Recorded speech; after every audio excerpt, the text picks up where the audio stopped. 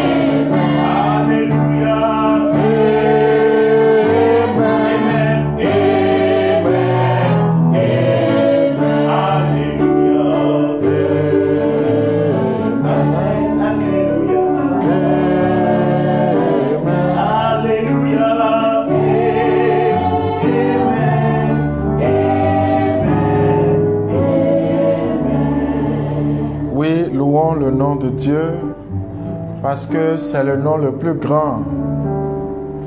Louons tous le nom de Dieu, parce que la grandeur de Dieu a tout créé. Seigneur, nous te bénissons et nous te rendons grâce pour ce jour nouveau que tu nous donnes, pour ce temps nouveau que tu nous donnes et pour ce temps de prière que tu nous offres à nouveau. Reçois déjà l'adoration, reçois la gloire, Seigneur. Reçois la louange et que tout te revienne parce que tu es notre Dieu. Frères et sœurs bénis de Dieu, soyez les bienvenus à cette séance. Nous continuons de marcher dans la présence de Dieu.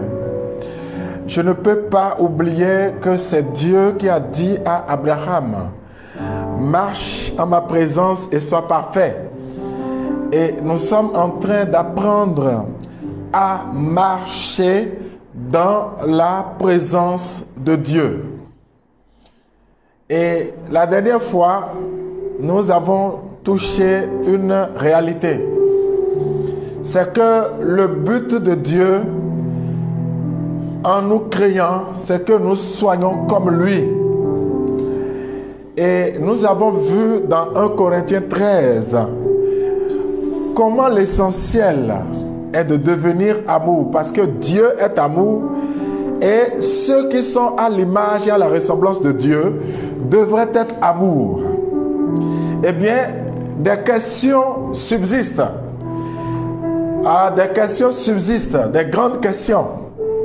Parce que le monde dans lequel nous sommes vit des chocs de tout genre. Et les hommes sont soumis à des difficultés de tous ordres. Et donc, le problème du jardin d'Éden se transpose presque tous les jours dans la vie des hommes et des femmes de notre temps. Souvenez-vous que dans le jardin d'Éden, alors qu'il n'y avait pas de problème, Adam et Ève étaient dans le jardin et ne manquaient de rien. Le diable a réussi à les convaincre que Dieu ne les aimait pas. Or, le monde dans lequel nous sommes aujourd'hui est un monde en proie à des difficultés de tout genre.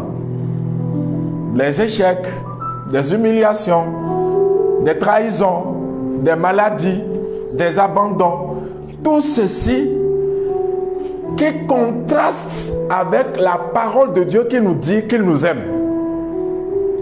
On peut être amené à dire, mais si Dieu est notre Père, pourquoi est-ce que nous souffrons? Et pourquoi est-ce que nos vies sont comme cela? Des hommes et des femmes peuvent se dire, mais pourquoi j'ai l'impression que ma vie tourne en rond? Et pourquoi j'ai l'impression que ma vie ne sert à rien? Frères et sœurs, est-ce qu'il vous est déjà arrivé de penser que votre vie ne sert à rien? Voyez, ces formes de structure de pensée commencent à nous convaincre que Dieu, ou il n'existe pas, ou il existe et c'est la façon dont nous l'adorons là qui n'est pas bien. Et ça nous plonge dans la mentalité païenne qui consiste à chercher tout le temps des solutions aux problèmes au lieu de chercher Dieu.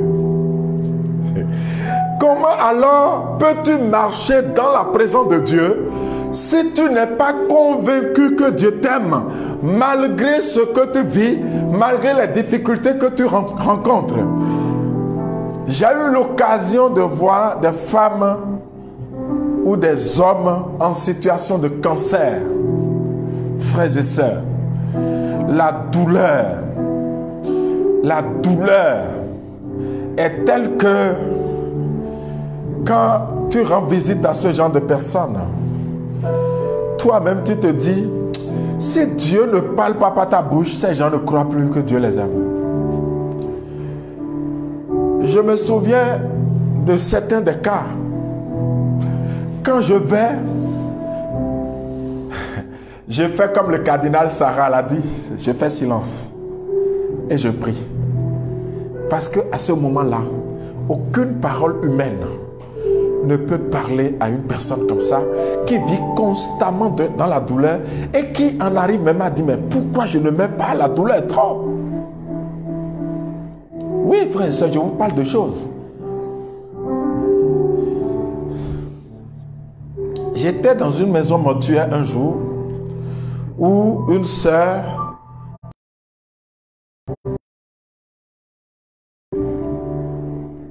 ou dans un autre cas, c'est un jeune homme qui a perdu ses parents.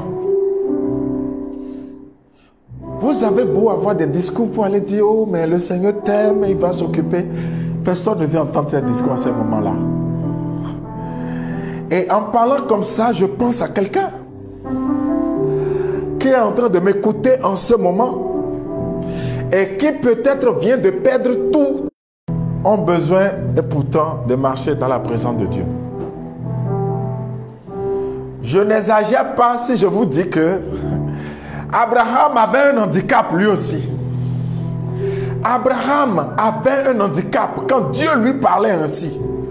Abraham avait 75 ans et sa femme Sarah était stérile et ménopausée. Donc Abraham aussi était handicapé et pourtant Dieu est allé lui dire, marche en ma présence. Ce qui signifie que marcher en présence de Dieu n'est pas lié à ce qu'on a ou ce qu'on n'a pas. C'est la foi en Dieu qui nous conduit, qui fait qu'on marche dans la présence de Dieu. C'est la conviction que Dieu ne peut rien faire contre nous. Et c'est là où je rejoins Saint Paul, bien-aimé de Dieu, qui dit, mais qui peut nous séparer de l'amour de Dieu?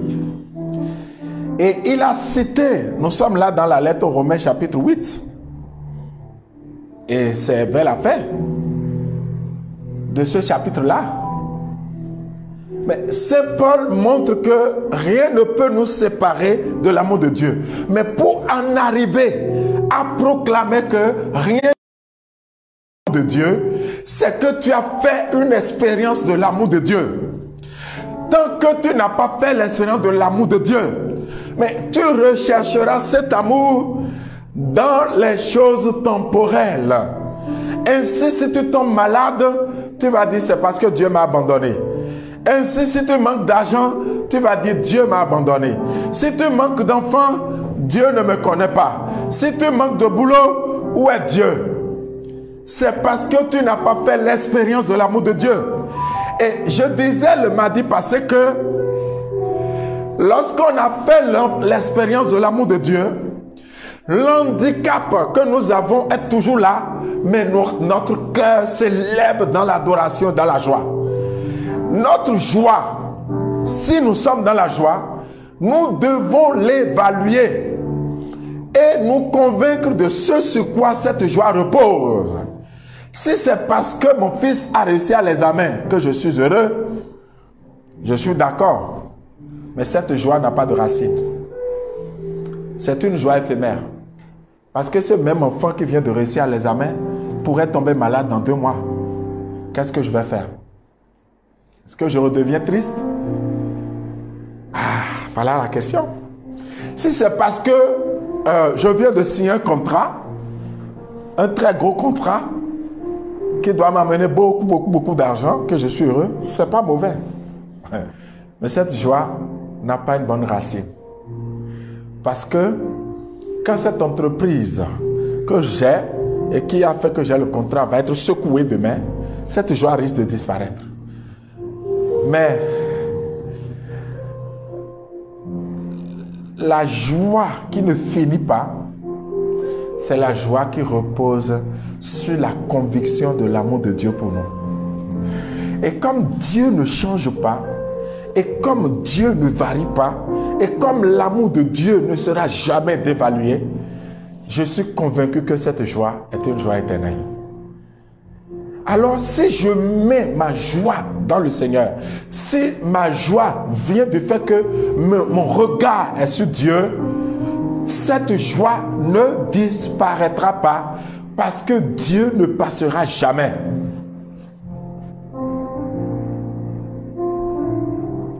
Et donc, le problème des hommes de tous les temps, c'est le problème de la conviction, de l'assurance de l'amour de Dieu pour nous, malgré les situations que nous traversons. Saint Paul dit, je sais en qui j'ai mis ma foi. Je sais en qui j'ai mis ma confiance. Si tu n'as pas cette assurance, tu ne peux pas marcher en présence de Dieu. À un moment donné, tu changeras de chemin avant que Dieu ne s'aperçoive que tu n'es plus avec lui. Tu as déjà viré. Tu as tourné sans donner de clignotant.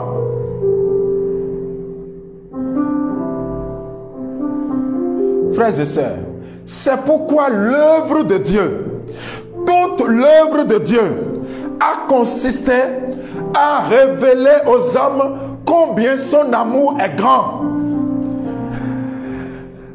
L'évangile de Jean au chapitre 3, verset 16 a dit, Dieu a tant aimé le monde.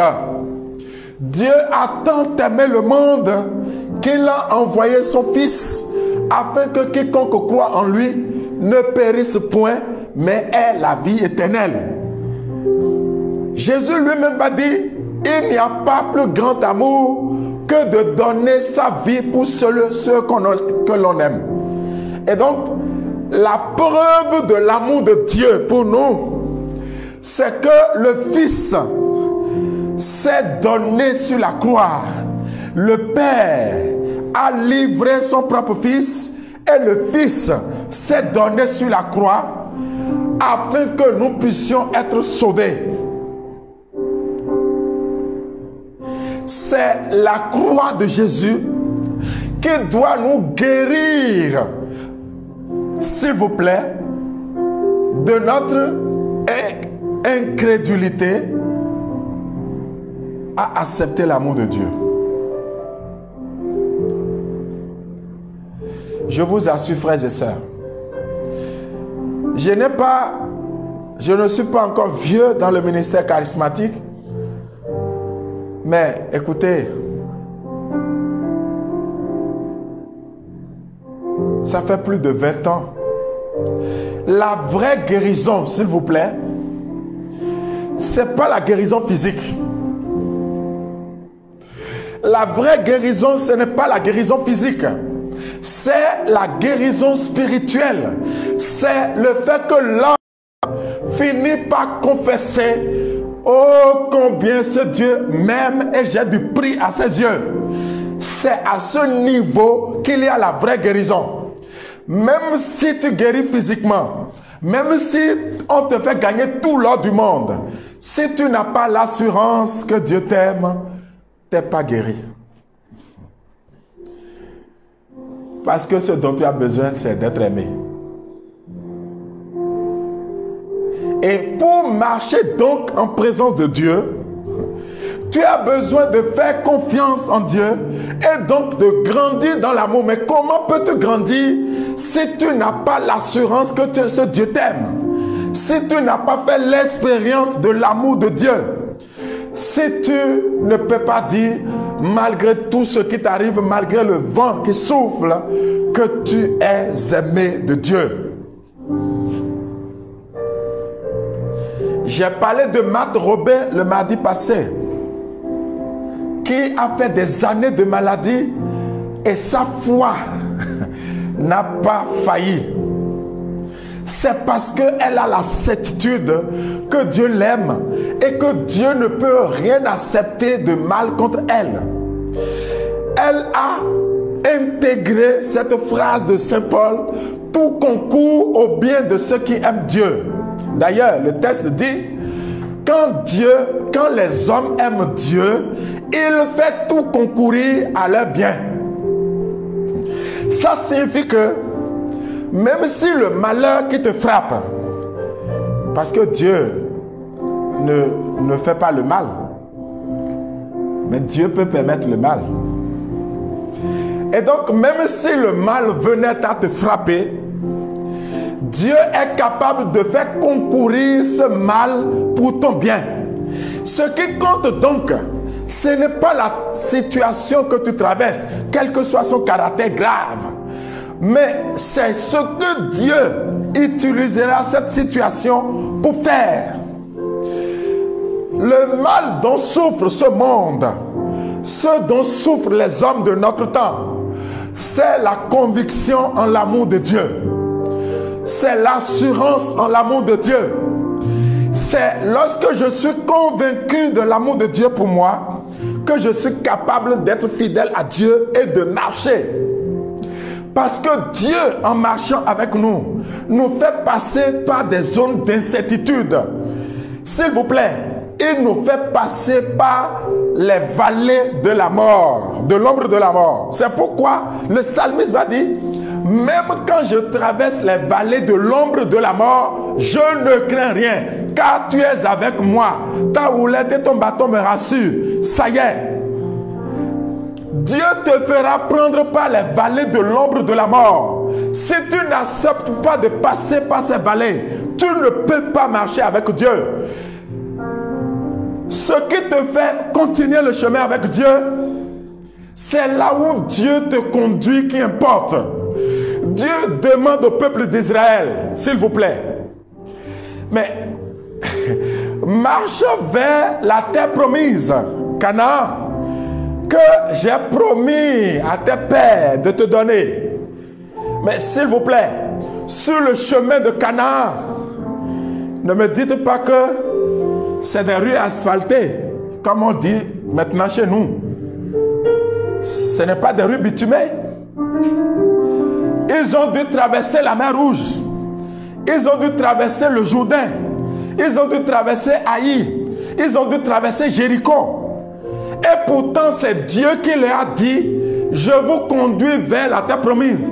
Dieu avait-il la possibilité de dire: bon, je tape et vous tous, vous disparaissez et vous réapparaissez sur Canaan? Oui, Dieu en avait la possibilité. Mais pourquoi n'avait-il pas choisi de faire comme ça? Parce que Dieu n'est pas un magicien. Alléluia. Dieu te fera forcément passer par les vallées de l'ombre de la mort. C'est à toi d'avoir confiance et de rester avec lui en marchant. Parce que le bout du tunnel n'est pas loin. Le problème que tu as, c'est que tu n'as pas la foi pour attendre. tu n'as pas la foi pour attendre parce que tu n'as pas fait l'expérience de l'amour de Dieu. Cette expérience-là, nous avons tous besoin de la faire. Et c'est pourquoi je prie pour la vraie guérison des hommes. Vous savez ce que j'appelle la vraie guérison? C'est ce qui est arrivé à la croix. S'il vous plaît, Isaïe 53. Mais ce prophète est quand même un grand. Il dit, objet de mépris, abandonné des hommes, homme de douleur, souffrance. Mais de qui il parle là? De Jésus, le Christ. Comme quelqu'un devant qui on se voit la face, méprisé, nous n'en faisons aucun cas. Or, ce sont nos souffrances qu'il portait, nos douleurs dont il était chargé. Et nous le considérions comme puni, frappé par Dieu et humilié. Combien de personnes, quand ils sont en difficulté, surtout quand ils sont des témoins de Dieu, quand ils sont prédicateurs, on vient leur dire, mais pourtant c'est un prédicateur. Et pourquoi tout ça lui arrive? Pourquoi son Dieu ne le sauve pas? Mais Jésus a entendu la même phrase, s'il vous plaît. Ah, tu vas à l'église tous les jours et c'est à toi le malheur arrive. Reste là, hein. Nous on t'a prévenu. Tu pries tout le temps et Dieu là, il ne vient pas te sauver. C'est pourquoi quand quelqu'un traverse une situation difficile, je l'ai dit mardi passé, je reviens dessus. Faisons attention de ne pas trop vite proclamer que le diable est fort. Le diable n'est pas fort. Dieu peut faire passer quelqu'un par les vallées de l'ombre de la mort. C'est peut-être là où la personne en est. Ne te précipite pas pour dire, ah, c'est les sorciers qui sont en train d'agir. Mais qui a dit qu'un sorcier est là? Qui l'a dit? Jésus-Christ était humilié. Et nous, on a pensé qu'il était abandonné de Dieu. Mais lui, là, il souffre sur la croix. Qu'est-ce que Jésus n'a pas entendu? Mais le gars là, est-ce qu'il n'a pas sauvé des gens? Mais pourquoi il ne se sauve pas? Même le voleur qui était à gauche, c'est mis à dire, mais type, est-ce qu'on n'a pas dit que tu es fort, tu as des pouvoirs? Mais sauve-toi et sauve-nous. Mais pourquoi tu ne dis rien? Nous, on est là. Les passants, chacun y allait de son commentaire. Mais Jésus était là. Jésus avait le pouvoir de ne pas aller à la croix. Mais il y est allé. Beaucoup d'hommes souffrent. Et on vient leur dire, c'est parce que tu as péché. Faisant de Dieu un Dieu qui punit en infligeant des maladies. Ce Dieu dont on prêche ou que certains prêchent, il faut qu'on fasse extrêmement attention. Et donc quand tu souffres, on a dit, et nous le considérions comme puni, frappé par Dieu et humilié. C'est comme Job. Job, quand il a eu son épreuve, même sa femme lui a dit, maudit Dieu et meurt. Les amis ont dit, mais ce type, c'est un vrai hypocrite. S'il était avec Dieu, est-ce que ça lui serait arrivé? Et beaucoup de personnes pensent que quand on est au service de Dieu, on ne porte pas de croix. On ne souffre pas. Je vous dis, Dieu vous fera passer par les vallées de l'ombre de la mort. C'est inévitable pour vous. Si vous lisez un grand saint, il y a un grand saint pour vous qui n'êtes pas catholique, et même pour les catholiques. Moi je vous dis, moi j'aime la tradition des saints. J'aime beaucoup l'histoire des saints. Et leur vie me marque parce que je trouve que c'est des gens qui ont laissé Dieu transfigurer leur vie. Saint Jean de la Croix, qui était le directeur spirituel de Thérèse d'Avila. Mais quand il écrit La nuit obscure, le moment de ta vie où tu as l'impression que Dieu n'est plus présent dans ta vie et tu ne marches que par la foi. Tu as l'impression qu'il t'a abandonné. Tout arrive à la fois. Tout te tombe dessus à la fois.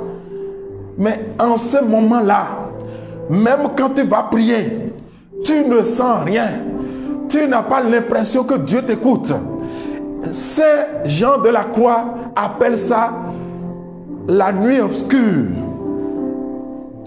Et justement, c'est la confiance en Dieu qui te fait continuer la marche en ce moment-là. Et je suis sûr que Saint Paul a fait cette expérience quand il vient à écrire que rien ne peut nous séparer de l'amour de Dieu. Et le psalmiste qui a écrit le psaume 23 a dû faire aussi cette expérience quand il dit: mais quand je vais traverser les vallées de l'ombre de la mort, je ne crains rien car tu es avec moi. Ta houlette et ton bâton me guident. Et donc, ceux-là ont fait cette expérience. Ça veut dire que c'est une expérience incontournable pour toute personne qui doit être à l'image et à la ressemblance de Dieu. Justement, c'est arrivé à ce niveau que beaucoup de personnes rebroussent le chemin. Parce que c'est un passage non négociable. Mieux, je vais vous dire quelque chose. Ce n'est pas pour vous faire peur, frères et sœurs. L'œuvre de Dieu, c'est la croix. L'œuvre de Dieu, c'est la croix. Jean-Paul II, notre pape, notre saint pape bien-aimé, qui est le saint patron de notre communauté, vous voyez comment Dieu l'a élevé. Il était déjà bon, mais ce qu'il est devenu après la balle de Ali Aqsa, comment il s'appelle, je ne sais jamais prononcer ce nom-là, parce que c'est un nom musulman, c'est difficile pour moi, mais je sais au moins que c'est Ali, je sais que ça finit par Za, Aqsa, bon, pardonnez-moi si je le prononce mal, mais cet homme-là a dit que lui, il a tiré la balle, mais une autre main a guidé la balle. Quand Jean-Paul II a été touché par la balle, et qu'il s'en est suivi la maladie de Parkinson. Et Jean-Paul II continue à conduire l'église. Les gens lui ont dit: démissionne, tu trembles, tu es malade. Et il a dit: c'est la tête et le cœur qui conduisent l'église. Alléluia. Et il a eu le courage d'aller pardonner à cet homme-là. Cet homme a écrit un magnifique livre. Au passage, je vous annonce qu'il est devenu chrétien. Alors que c'est un extrémiste, si vous voulez. C'est un djihadiste. Il est devenu chrétien et il a écrit un magnifique livre, Je devais tuer le pape, où il a raconté les coulisses de sa mission de tuer le pape et ce qui s'est passé après sa tentative de meurtre sur le pape Jean-Paul II. Les rencontres qu'il a eues avec le pape, comment il a rencontré Jésus à travers la vie de ce pape qui était déjà souffrant. Je vous dis que c'est de tout autre ordre. Pourquoi on ne va pas dire: mais il est pape, c'est un bon pape, qu'est-ce qu'il a fait pour quelqu'un? Pourquoi Dieu a permis qu'on tire sur lui? Pourquoi Dieu n'a pas bloqué la balle? Pourquoi Dieu n'a pas tué Ali Aqsa au moment où il veut tirer? Mais Dieu sait tout ça. Et il a laissé ce que le pape Jean-Paul II représente aujourd'hui. Il ne le serait pas s'il n'est pas passé par ce type d'épreuve. Je vous ai dit que il y a des milliers de personnes qui visitent sa tombe tous les jours. Peut-être que maintenant, il y a votre affaire de corona, les gens ne voyagent plus beaucoup. Mais c'est des milliers de personnes qui visitent sa tombe tous les jours. Et donc, chaque épreuve, chaque difficulté que Dieu autorise et permet dans ta vie est une occasion d'une nouvelle autorité, d'une nouvelle grâce que Dieu te prépare à avoir. Et donc, la marche avec Dieu est une marche de croissance spirituelle. Et chaque étape de la croissance spirituelle est sanctionnée par une épreuve. Si tu n'es pas éprouvé, tu ne peux pas changer de niveau. Alors nous les chrétiens, nous ne voulons pas d'épreuves. Nous ne voulons pas là où les gens nous critiquent, là où les gens parlent mal de nous. Nous voulons habiter dans une zone de confort.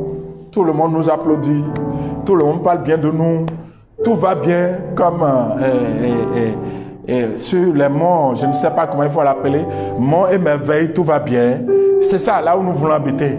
Mais le jour où Dieu vient te prendre là, il te fait passer par des chemins épineux pour t'éduquer, pour t'amener. Et à chaque étape, quand tu passes d'une étape 1 à une étape 2, il y a une épreuve. Quand tu franchis l'épreuve, tu as l'étape 2. De l'étape 2 à l'étape 3, il y a une épreuve.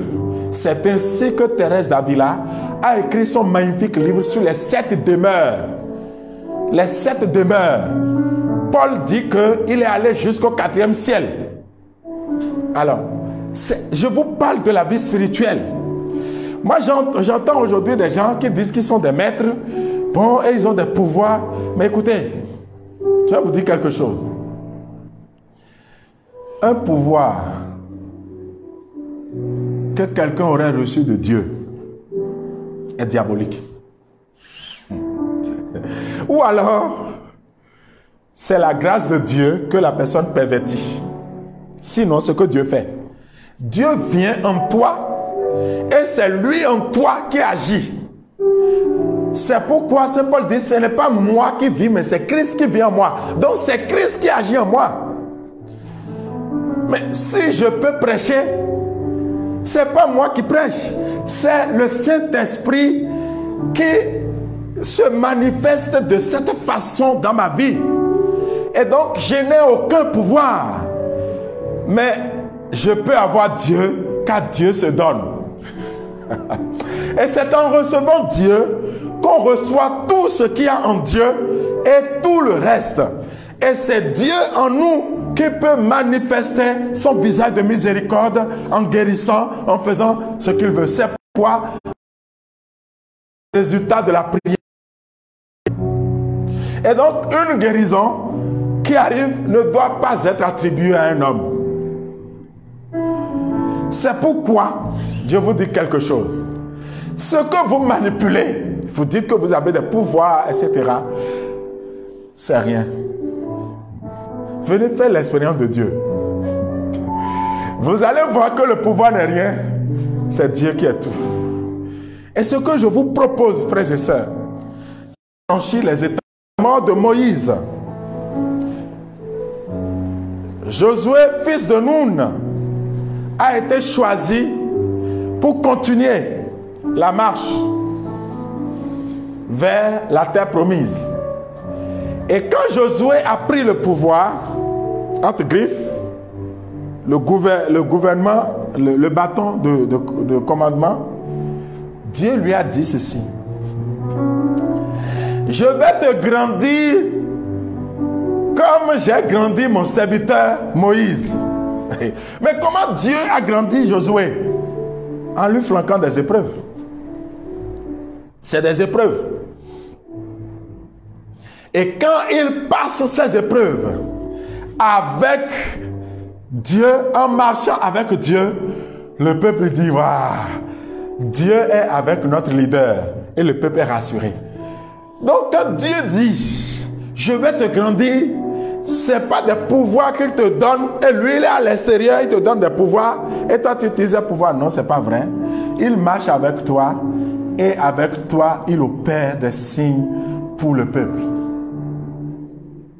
Parce que quand Dieu a dit ça à Josué, la première épreuve que Josué a eue, ça a été de traverser le Jourdain.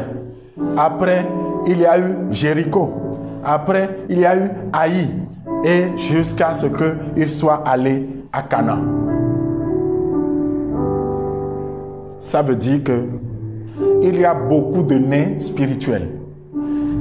Des gens qui ont des années, peut-être de baptême, mais leur vie spirituelle, leur âge spirituel est à peine 2 mois. Parce que jamais ils n'ont fait de croissance spirituelle. Il est temps pour toi aujourd'hui de chercher à grandir pour que ton âge physique corresponde ou que ton âge spirituel soit tout au moins proche de ton âge physique. Comment est-ce que physiquement tu peux avoir 40 ans alors que ton âge spirituel est autour d'1 an? Ça veut dire que depuis que tu es né et que tu manges, ta taille n'a pas dépassé 0,2 ou 3 cm. Imagine, si physiquement tu étais comme ça, comment les gens vont te regarder sur cette terre? c'est de cette façon que les gens te regardent sur le plan spirituel. Donc quand tu sors, et c'est dans cette condition-là que tu sors et tu dis, et je piétine, j'écrase. Donc imagine un enfant de 2 ans qui se met devant toi, qui a 50 ans, et dit, je vais t'écraser, je vais te piétiner. C'est comme ça que tu es ridicule devant le diable, parce que tu n'as pas fait de croissance spirituelle et tu viens chasser le diable. Les fils de Séva, dans le livre des Actes des Apôtres, ont fait l'expérience. Ils ont vu un petit enfant possédé par le diable et ils ont vu Paul chasser le diable. Mais ils ont oublié que Paul a fait de la croissance. Et ils ont dit, bien, ce que Paul fait, nous aussi on va faire aujourd'hui. Au nom de Jésus que Paul a prêché, nous on te dit de partir. L'esprit les a regardés et a dit, mais vous là, vous venez d'où? Et les fils de Séva, ils étaient 7, dit la Bible. L'esprit les a regardés et dit, Paul, je le connais. Celui dont vous appelez le nom, je le connais, mais vous êtes qui? Pourquoi l'esprit peut dire ça? L'esprit les regarde au plan spirituel. La croissance spirituelle te donne un poids spirituel. Et c'est en fonction de ton poids spirituel que tu es autorisé à parler dans le milieu spirituel. Si tu ne le fais pas, tout combat que tu dis que tu fais, tu perds ton temps. Le diable, pendant que tu pries, sourit.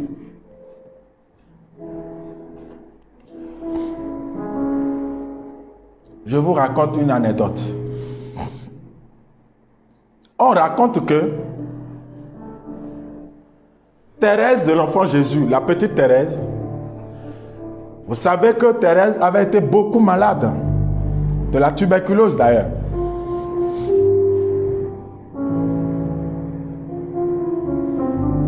Tuberculose. À un moment donné, elle était fatiguée. Physiquement, elle ne tenait pas.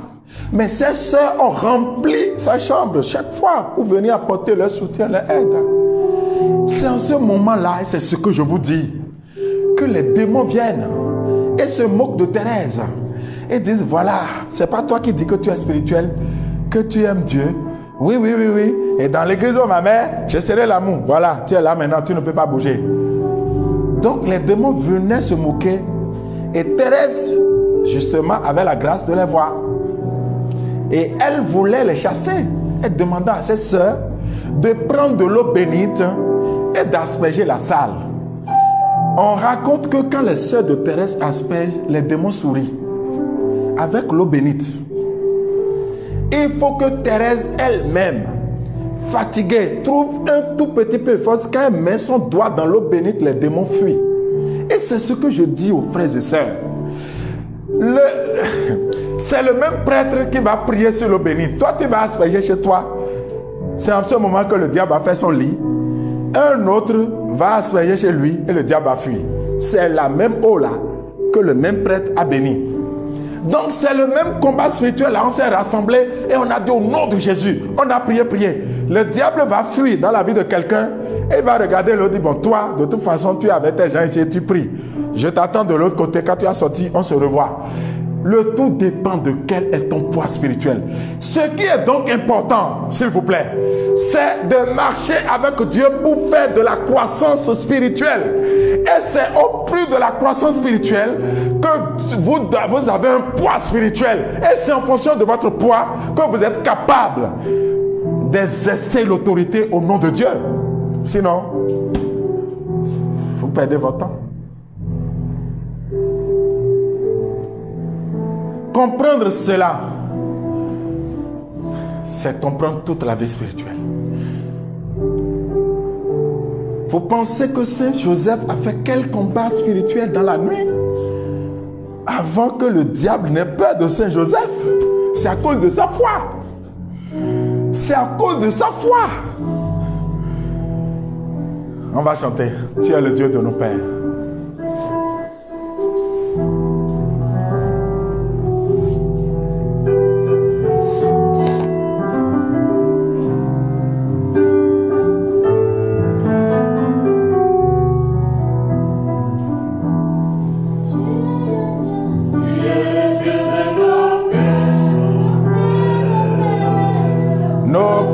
Abraham, nos pères Moïse,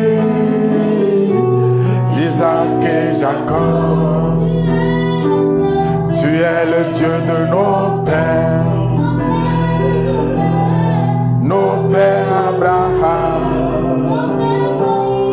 Nos pères Moïse. Isaac et Jacob. Fais pour nous ce que tu as fait pour eux, et même plus grand. El Shaddai, fais pour nous ce que tu as fait pour eux, et même plus grand. El Shaddai, El Shaddai, El Shaddai, El Shaddai, El Shaddai, El Shaddai, El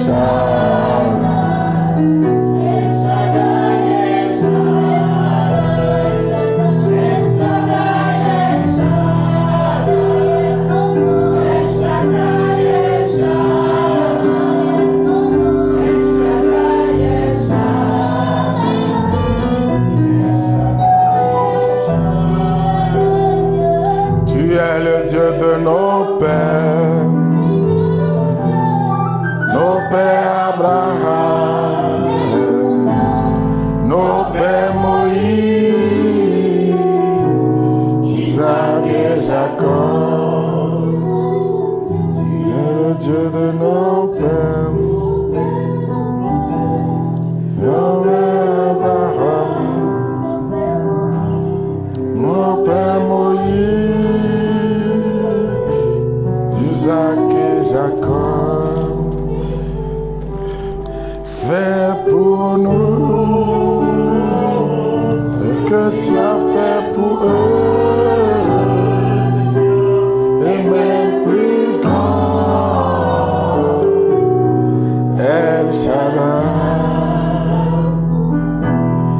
fais pour nous ce que tu as fait pour eux,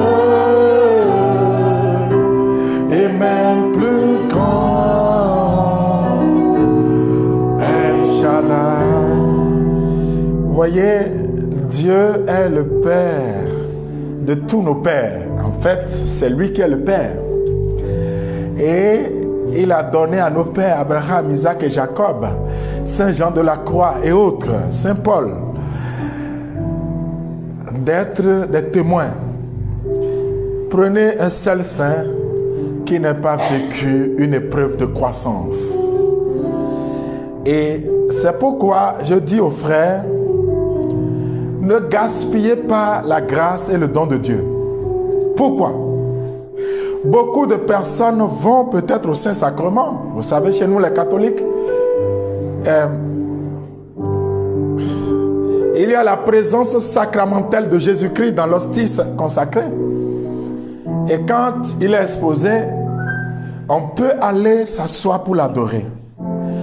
Mais quand les gens vont pour adorer Jésus, je me demande qui ils vont adorer et qu'est-ce qu'ils vont faire.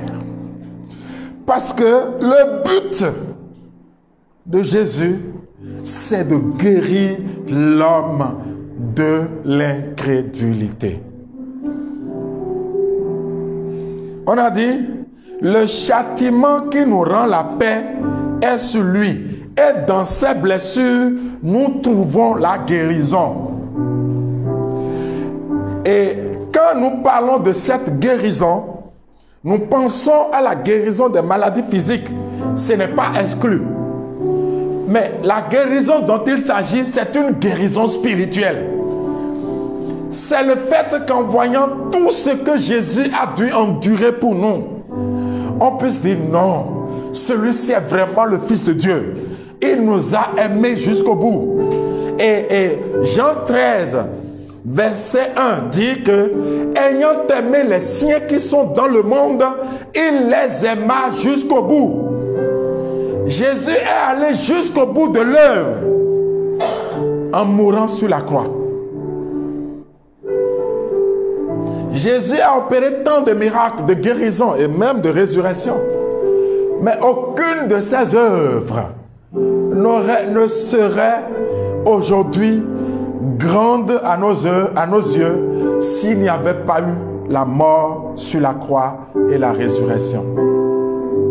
Frères, sœurs, bien-aimés de Dieu, vous qui m'écoutez, quand vous allez en prière, et c'est ça, je veux vous dire, le but de la prière, c'est d'aller rechercher la guérison spirituelle. C'est-à-dire que notre cœur grandisse dans la confiance en Dieu. Ça facilite le chemin avec Dieu. Ça nous aide à traverser les épreuves et ça nous aide à passer les étapes pour avoir un poids spirituel, pour que dans le monde spirituel, nous puissions agir au nom de Dieu, pour Dieu, avec Dieu. Alléluia. Alors, vous voyez que il y a des références que je souhaite ne pas rater. Si je vous fais lire ce que dit Saint Jacques, d'abord. Jacques au chapitre 1 dit, à partir du verset 2, tenez pour une joie suprême, mes frères, d'être en but à toutes sortes d'épreuves. Écoutez le français qui parle, Jacques. Il dit, tenez pour une joie suprême, mes frères, d'être en but à toutes sortes d'épreuves. Ça veut dire que votre joie ne peut s'élever, ne peut être grande que parce que Dieu vous soumet à toutes sortes d'épreuves. Et il continue.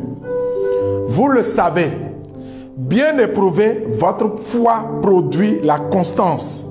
Mais que la constance s'accompagne d'une œuvre parfaite, afin que vous soyez parfaits, irréprochables, ne laissant rien à désirer. Sans épreuve, vous ne pouvez pas être parfait. Or, Dieu est parfait, et si nous devons lui ressembler, nous devons être parfaits. C'est pourquoi vous devez aimer ceux par qui les épreuves vous viennent. Ce sont vos chemins de croissance. Au lieu de les voir comme des ennemis, voyez-les comme des chemins de croissance. Et toute personne peut devenir chemin de croissance. Il peut s'agir de votre propre mari, de votre propre femme, de votre propre enfant, de votre propre père, de votre propre mère, des gens que vous aimez. Ils peuvent devenir chemin de croissance parce qu'ils vous font souffrir. Et Saint Jacques clôture en disant, heureux l'homme, heureux homme, celui qui supporte l'épreuve. Sa valeur, une fois reconnue, il recevra la couronne de vie que le Seigneur a promise à ceux qui l'aiment. C'est à cause de l'amour de Dieu qu'on supporte l'épreuve. Et il ajoute, que nul, s'il est éprouvé, ne dise, c'est Dieu qui m'éprouve. Dieu, en effet, n'éprouve pas le mal. Il n'éprouve non plus personne. Mais chacun est éprouvé par sa propre convoitise qui l'attire et qui le leurre. Ça veut dire que les épreuves servent à nous purifier du désir des choses de cette terre, afin que nous ne puissions nous attacher qu'à Dieu. Lisez, ça je suis dans Jacques chapitre 1, j'ai lu le verset 2, j'ai lu le verset 12. Lisez encore Siracide 2. Ben Sirac le sage dit, mon fils, si tu aspires à servir le Seigneur, prépare ton âme à l'épreuve. Et lisez le verset suivant, parce qu'il va dire que l'or qui va briller et qui va finir par s'éteindre doit passer par le feu pour briller. À plus forte raison, la foi qui ne s'éteint pas, elle doit passer par des épreuves. Et quand vous venez à la lettre aux Hébreux, chapitre 12, à partir du premier verset, voilà donc pourquoi nous aussi, enveloppés que nous sommes dans une si grande nuée de témoins, nous devons rejeter tout fardeau le péché qui nous assiège et courir avec constance et courir avec constance l'épreuve qui nous est proposée. L'auteur de la lettre aux Hébreux dit que nous devons rejeter tout fardeau et péché qui nous assiège et nous devons courir avec constance l'épreuve qui nous est proposée, fixant nos yeux sur le chef de notre foi qui nous mène à la perfection. Le mot parfait revient encore là. Le chef de notre foi, c'est Jésus-Christ. Et il dit, Jésus, qui au lieu de la joie qui lui était proposée, endura une croix, dont il méprisa l'infamie et qui est assis désormais à la droite du trône de Dieu. Songez à celui qui a enduré de la part des pécheurs une telle contradiction, afin de ne pas défaillir par lassitude de vos âmes. Vous n'avez pas encore résisté jusqu'au sang dans la lutte contre le péché. Et il va poursuivre en disant, avez-vous oublié l'exhortation qui s'adresse à vous comme à des fils? Mon fils, ne méprise pas la correction du Seigneur et ne te décourage pas quand il te reprend. Car celui qui aime le Seigneur, il le corrige et il le châtie. Il châtie tout fils qu'il agrée. C'est pour votre correction que vous souffrez. C'est en fils que Dieu vous traite. Et quel est le fils que ne corrige pas son père? Là, je vous ai donné suffisamment de références pour vous dire une chose. La présence de la croix ne signifie pas l'absence de Dieu. Mais la présence de croix, j'ai parlé de croix, je n'ai pas parlé de fardeau. Si tu n'as pas travaillé, que tu as faim, ce n'est pas la croix, c'est un fardeau. Si tu n'as pas étudié tes leçons, tu échoues à l'examen, ce n'est pas la croix, ça c'est un fardeau. Si tu ne maîtrises pas ton corps, tu te fais enceinter par un bandit, ce n'est pas une croix, c'est un fardeau. C'est toi qui n'as pas fait ce que tu dois faire. La croix, on en parle quand tu n'as rien fait et ce qui t'arrive, t'arrive. C'est au moment où tu fais le bien que tout le monde se dresse contre toi. Ça, c'est la croix. Et Saint Jacques et tous les autres que je vous ai lus nous encouragent à porter la croix avec joie. Si tu gagnes le combat de la patience, de l'endurance, de la constance, tu pourras marcher avec le Seigneur. Et c'est alors que Dieu t'amène à voir des choses plus grandes et encore plus grandes. Souviens-toi que chaque fois qu'il y a une épreuve, Dieu veut te faire passer d'un niveau 1 à un niveau 2 ou d'un niveau 2 à un niveau 3. Dieu veut te faire changer de niveau. Si tu refuses de changer de niveau, Dieu ne t'en voudra pas, sauf que tu ne grandiras jamais. Et donc à 70 ans, tu continueras à prendre du lait, du cérélac et tout chose du même genre. Tu vas continuer à prendre du yaourt, tu ne prendras pas des repas solides. Saint Paul dit, il y a un temps où tu prends du lait, il y a un autre temps où tu dois prendre du repas solide. Ça va cogner ton orgueil, ça va t'humilier. Mais dans cette humiliation, tu connaîtras la croissance. Et c'est ce à quoi sert la marche avec Dieu, la croissance spirituelle. L'assurance que Dieu nous aime est le moyen sûr pour tenir pendant ces temps d'épreuve. Il n'a pas dit que tu croulerais. Si la mer se déchaîne, si le vent souffle fort, crois en Jésus parce qu'il t'aime. La barque ne va jamais s'écouler. Parce que Jésus est là, il dort peut-être, mais il est là. Tu as besoin d'une grande confiance. Sinon, il va te dire comme à Pierre, homme de peu de foi, pourquoi as-tu douté? Tu as besoin de croire, de marcher en sa présence.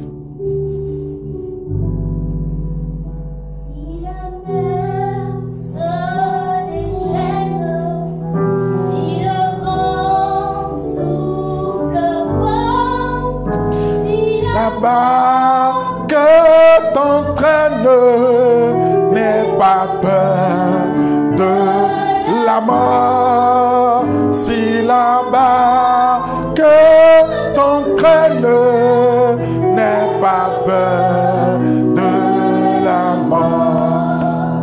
Il n'a pas dit que tu coulerais. Il n'a pas dit que tu sombrerais. Il a dit, allant de l'autre bord.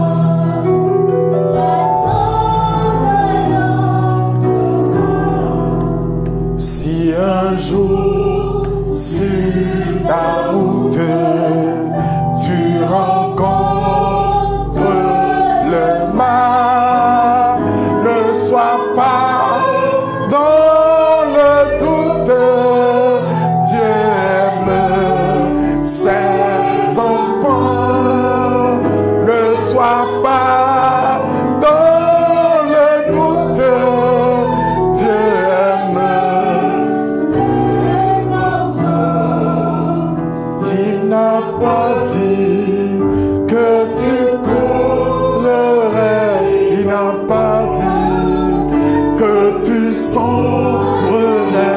Il a dit, allons de l'autre bord, passons de l'autre bord. Il n'a pas dit que tu coulerais. Il n'a pas dit que tu sombrerais. Il a dit,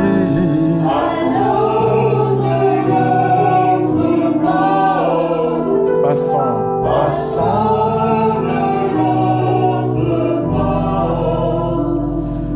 à toutes les personnes qui sont en train de plonger et de sombrer. Dieu n'a pas prévu que tu t'écroules. Le plan de Dieu, ce n'est pas de te noyer, de te faire couler, mais c'est que tu puisses passer de l'autre côté. Et alors, à chacun de vous, au nom de Jésus, je tends la main pour vous sortir maintenant comme Dieu. Le Fils de Dieu a tendu la main à Pierre pendant qu'il sombrait. Il a crié, il a dit, Seigneur, sauve-moi. Et Jésus lui a tendu la main. Au nom de Jésus, je tends la main vers vous dans tout ce que vous vivez, afin que la grâce de Dieu vous visite, afin que l'amour de Dieu vous visite, afin que la paix de Dieu s'installe en vous, pour que vous puissiez témoigner que ce Dieu est le Dieu le plus puissant, c'est le Dieu le plus fort, qui n'abandonne jamais les siens. Il est là, il nous aime. Soyez bénis, soyez en paix. À bientôt, frères et sœurs. À bientôt. Soyez forts. Espérez le Seigneur, comme le dit le psalmiste. Soyez courageux. Que Dieu vous bénisse. Amen.